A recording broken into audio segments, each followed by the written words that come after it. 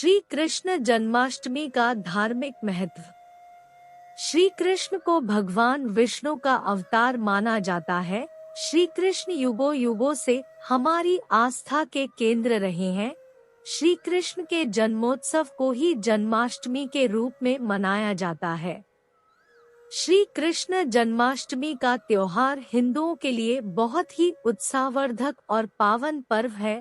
जन्माष्टमी सिर्फ भारत में ही नहीं बल्कि विदेशों में भी बड़ी धूमधाम से मनाई जाती है। श्री कृष्ण जन्माष्टमी के दिन मंदिरों में भक्तों की बहुत भीड़ रहती है। भक्त भगवान का दर्शन कर उन्हें भोग लगाते हैं। लोग अपने घरों में भी कृष्णा के बालगोपाल रूप को दूध, शहद, पानी आदि से अभिषेक कर नए वस्त्र पहनाते हैं। रात होने पर भजन कीर्तन भी करते हैं। श्री कृष्ण को भगवान विष्णु का अवतार माना जाता है। कृष्णा एक ऐसा शब्द है जिसके नाम मात्र से ही हमारे पाप मिट जाते हैं, कष्ट समाप्त हो जाते हैं। ऐसे परम ज्ञानी परम दयालु परमात्मा के धरती में प्रकट होने का प्रकटोत्सव कृष्ण जन्माष्टमी महापर्व के रूप में भारत के साथ साथ विश्व भर में भारतवंशियों, भारतीय प्रवासियों और भारतीय मिथोलॉजी से प्रभावित विदेशी मूल के लोगों के द्वारा मनाया जाता है। हिंदू धर्म के मान्यताओं के अनुसार श्री कृष्ण के जन्मोत्सव को ही जन्माष्टमी के रूप में मनाया जाता है। इस दिन न सिर्फ भारत में बल्कि विश्व के अन्य देशों में भी भगवान कृष्णा के श्रद्धालु कृष्ण जन्माष्टमी बड़ी धूमधाम से मनाते हैं। श्री कृष्ण हमेशा से हमारी श्रद्धा के केंद्र रहे हैं। कृष्ण जन्माष्टमी एक बहुत ही उत्साहवर्धक और भक्ति भाव का दिन होता है। लोग नए नए कपड़े पहनते हैं। कृष्ण जन्माष्टमी के दिन मंदिरों में भक्तों की बहुत भीड़ रहती है। भक्त भगवान का दर्शन कर उन्हें भोग लगाते हैं। जन्माष्टमी के दिन कई लोग उपवास रखते हैं। लोग अपने घरों में भी कृष्ण के बालगोपाल रूप को दूध, शहद, पानी आदि से अभिषेक कर नए वस्त्र पहनाते हैं। रात होने पर भजन कीर्तन भी करते हैं। भारत के कई इलाकों खासकर महाराष्ट्र में दही हांडी भी मनाया जाता है। कृष्ण जन्माष्टमी पर्व कब मनाया जाता है? भगवान श्री कृष्ण ने अपना अवतार श्रावण माह की कृष्ण पक्ष की अष्टमी को मध्यरात्रि को अत्याचारी कंस का विनाश करने के लिए मथुरा में लिया था। इसलिए कृष्ण जन्माष्टमी का यह पर्व रक्षाबंधन के बाद हिंदी कैलेंडर विक्रम संवत के भाद्रपद माह के कृष्ण पक्ष की अष्टमी तिथि को मनाया जाता है। शास्त्रों के अनुसार इसी तिथि को रोहिणी नक्षत्र में भगवान कृष्ण मथुरा में कंस के कारागार में प्रकट हुए थे। इस दिन चंद्रमा वृष राशि में तथा सूर्य सिंह राशि में था। भगवान श्री कृष्ण देवकी और वासुदेव के 8वें पुत्र थे। उनके बाकी के पुत्र पुत्री अत्याचारी राजा कंस द्वारा मारे गए। कंस मथुरा नगरी का राजा था, जो कि बहुत अत्याचारी, निर्दयी तथा क्रूर था। उसके राज्य में सभी लोग उसके अत्याचार से परेशान हो चुके थे। उसके अत्याचार दिन प्रतिदिन बढ़ते ही जा रहे थे।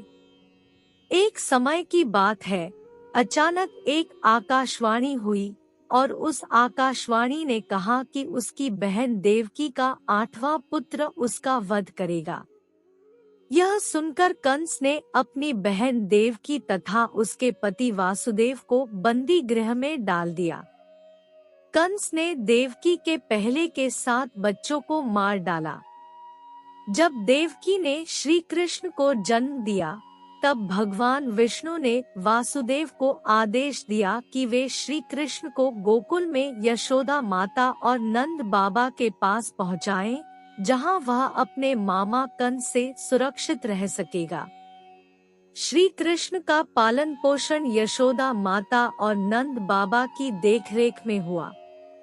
अंततः श्री कृष्ण ने अत्याचारी मां कंस का वध करके लोगों को राहत पहुंचाई। भगवान विष्णु के धरती पर श्री कृष्ण के रूप में जन्म लेने के बाद पाप और अंधकार का नाश हुआ। संसार में पाप का विनाश हुआ और प्रेम और भक्ति का पुनः जागरण हुआ।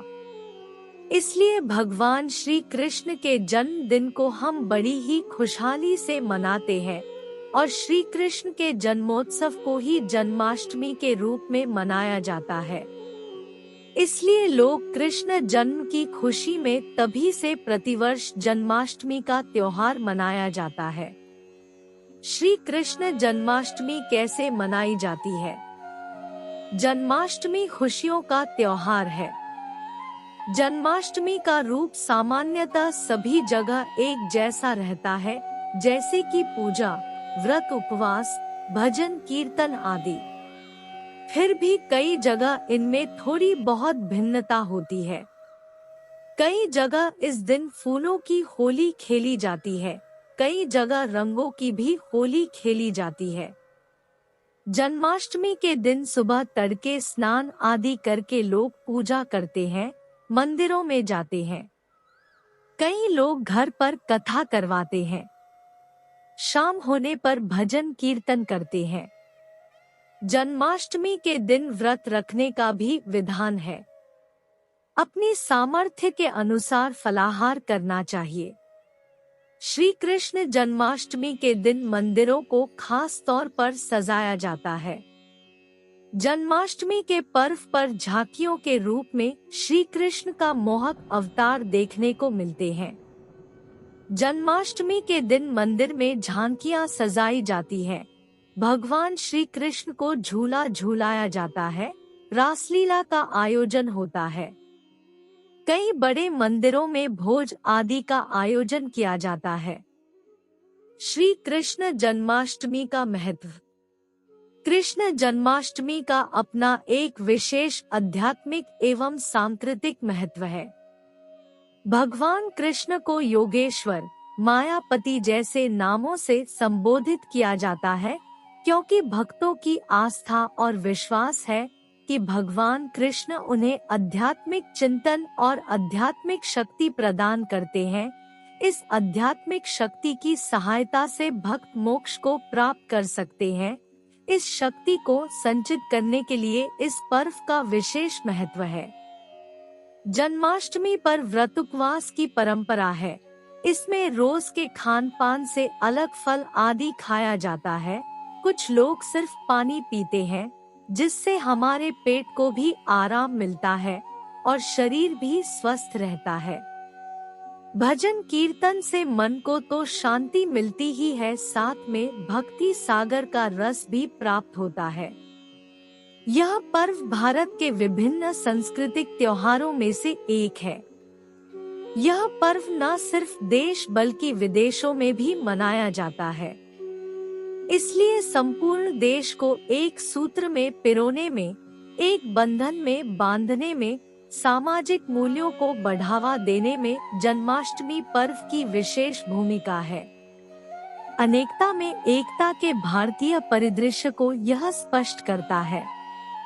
भारत की कई जगहों पर जन्माष्टमी पर दही हांडी की भी परंपरा रही है, जो कि समाज में आपसी मेल जोल बढ़ाता है।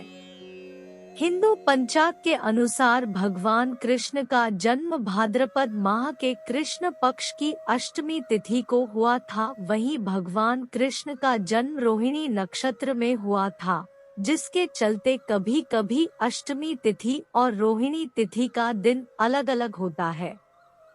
यही कारण है कि जिस वर्ष अष्टमी तिथि तथा रोहिणी नक्षत्र की तिथि अलग अलग होती है, उस वर्ष श्री कृष्ण जन्माष्टमी 2 दिनों तक मनाई जाती है। बोलो लड्डू गोपाल की जय हो, राधे कृष्ण भगवान की जय हो। यहाँ हमने आपको श्री कृष्ण जन्माष्टमी के बारे में कुछ विशेष जानकारी पहुँचाने का प्रयास किया है। कृपया करके कमेंट्स में बताएं कि आपको यह जानकारी कैसी लगी तथा हमारे मनोबल को बढ़ाने के लिए हमारे YouTube चैनल को लाइक और सब्सक्राइब करें। धन्यवाद।